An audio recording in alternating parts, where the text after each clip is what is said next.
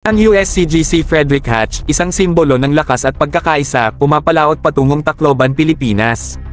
Mula Oktubre 19 hanggang 23, ang napakandang barkong ito ay bumisita sa ating mga kapartner na nagpapahiwatig ng isang napakahalagang okasyon sa di matitinag na ugnayan sa pagitan ng United States at Pilipinas.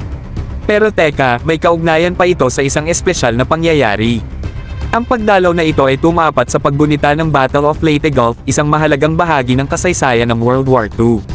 Noong mga panahong yaon, ang mga miyembro ng US Coast Guard ay malaking bahagi ng puwersa ng United States at isa sa mga unang tumapak sa mga baybayin upang ibalik ang Pilipinas. Ma-imagine nyo ba ang kahalagahan ng pagdalaw na ito? Ang USCGC Frederick Hatch paglalayag patungong Tacloban ay nagbibigay pugay sa mga bayani ng nakaraan habang bumubuo ng landas tungo sa isang mas maganda at maaliwalas na kinabukasan. Ito'y isang makapangyarihang paalala sa di matitinag na diwa at walang patid na dedikasyon ng dalawang bansa. Ang pagkikita na ito ng ilang araw ay hindi lamang tungkol sa diplomasyang pampalakasan, ito ay isang pagdiriwang ng nakabahaging kasaysayan at lakas ng diwa ng tao. Ang mga kasapi ng USCGC Frederick Hatch ay nakipag-ugnayan sa mga tao ng Tacloban, naglikha ng mga alaala na hindi malilimutan at nagpalakas ng isang di matitinag na ugnayan. Sa mga ganitong sandali, binabanggit tayo ng mga napakalaking sakripisyo na ginawa ng mga lumang henerasyon.